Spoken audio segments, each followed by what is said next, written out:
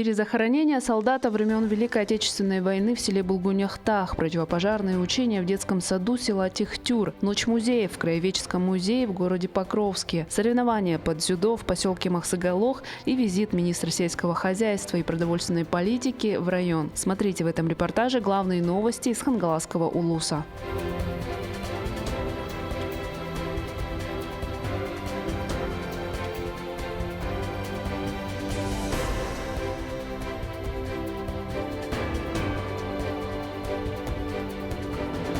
В селе Булгуньяхтах состоялась торжественная церемония перезахоронения якутского солдата времен Великой Отечественной войны, останки которого были обнаружены в Волгоградской области. Илья Алексеев ушел на фронт в июле 1942 года из своего родного села Булгуньяхтах, тогда еще Орджоникидзевского района, в возрасте 29 лет. Вместе с ним были призваны его родной брат и свояк, прадедушка Нургуяны Хаптасовой. Именно она выезжала в Волгоградскую область вместе с главой Мальжигарского первого наслега и встретилась с поисковиками, которые обнаружили его останки. Мы лично от семьи выразили благодарность, подарили им якутские ножи в знак благодарности вот этим поисковикам, да. Ну и привезли, нам передали в торжественной обстановке, очень волнительной обстановке, передали нам вот личные вещи нашего родственника, ну и перевезли мы останки бойца. Останки Ильи Алексеева были опознаны по личным вещам, среди которых книжка красноармейца, депутатские билеты, несколько монет, которые уцелели в кожаном портмоне. Депутатский билет свидетельствовал о том, что до вступления в ряды Красной армии Илья Алексеев был депутатом районного совета по Жемконскому второму наслегу. Это огромная удача, мы это осознаем, огромное даже чудо, как нам сказали сами поисковики, да, вот спустя более чем 80 лет, это вообще единичный случай, прямо какое-то чудо, ну и понимаем, что по якутским, да, якутскому пониманию мы понимаем, что вот, душа успокоится. Церемония перезахоронения прошла на территории церкви села Булгуньяхтах. На мероприятие прибыли родственники солдата и местные жители. Также присутствовала министр труда и социального развития республики Елена Волкова.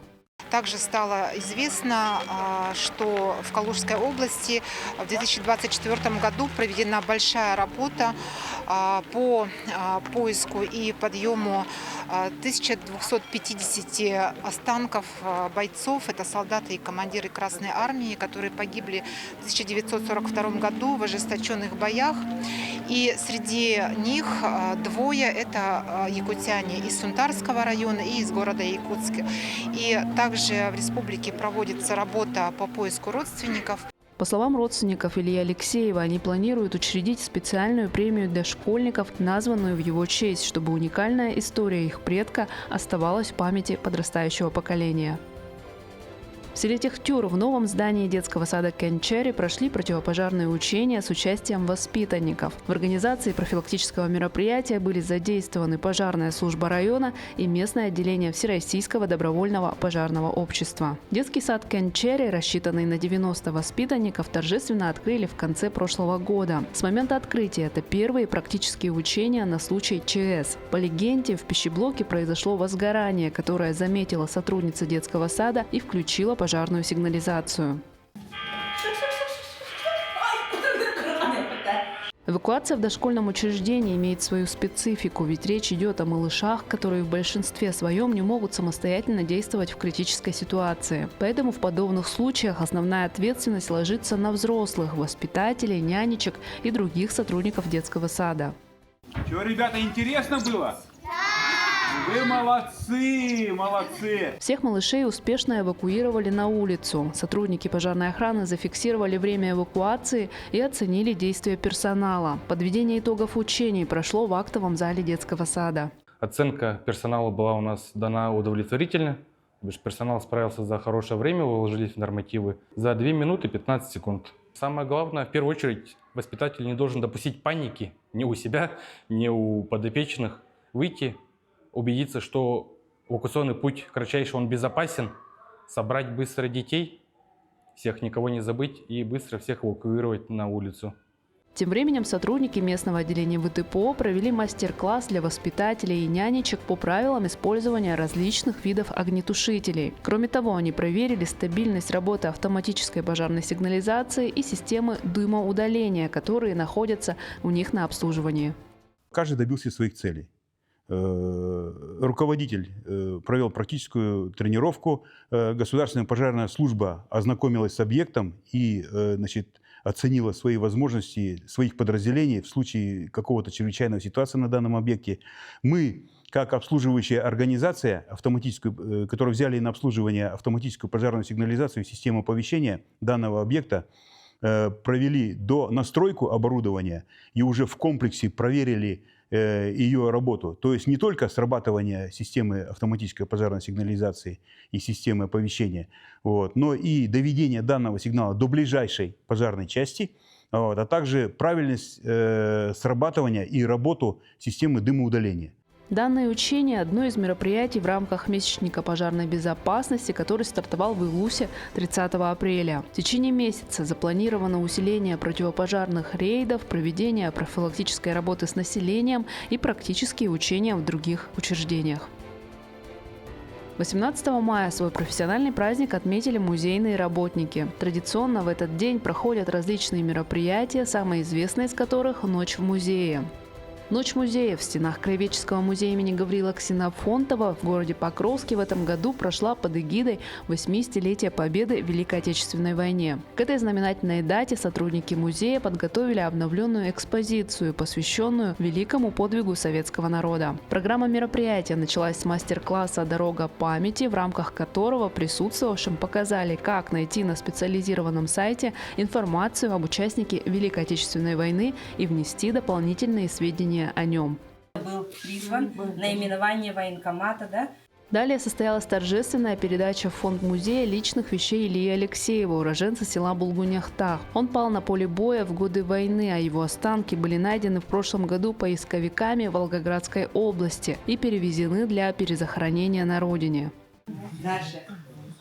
Третий вопрос. Мы не успели!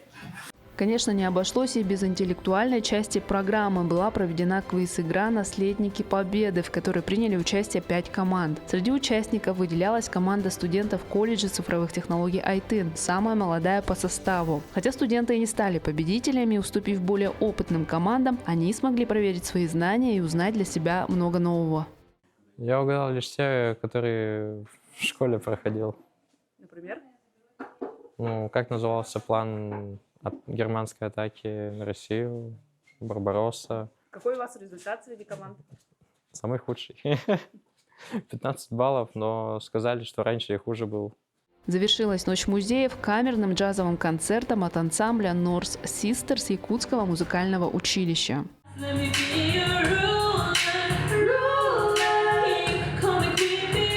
Помимо основной программы, среди обладателей входных билетов проводилась лотерея, а также работала ярмарка товаров для красоты и здоровья. Таким образом, мероприятие стало многогранным и интересным для самой разной аудитории жителей Покровска. Музей – это не только хранилище истории, мемориал, память и память. Да? Музей – это и еще и место, где могут приходить по интересам и, познавая одно, погружаться в другое направление. Сегодня, как и для всех, мы максимально стараемся привлечь население, максимально стараемся привлечь, обновлять наши экспозиции, чтобы было интересно. Музейные работники – это не просто хранители экспонатов, это люди, которые с любовью и вниманием собирают, изучают и представляют нашу историю, делая ее живой и доступной для каждого. Именно благодаря их энтузиазму и профессионализму такие мероприятия, как Ночь музеев, становятся настоящим праздником – праздником знаний, памяти и культуры.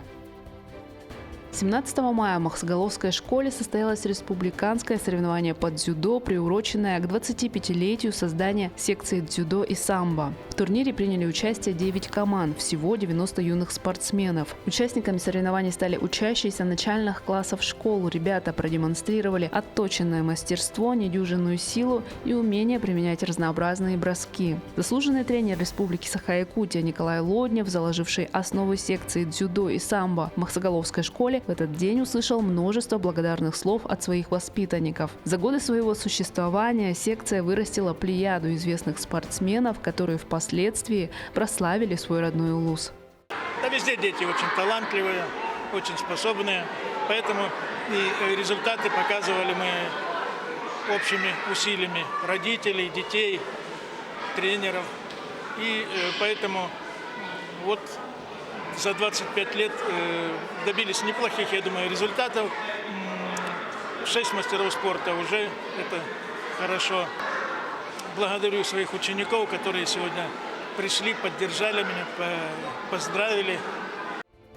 22 мая, в день Саилыка, министр сельского хозяйства и продовольственной политики Якутии Артем Александров посетил Хангаласский Улу с рабочим визитом. Он встретился с работниками Актемского филиала АГАТУ и Немигюнского отделения экофермы Туймада, а также осмотрел ход строительства круглогодичной теплицы в селе Ой.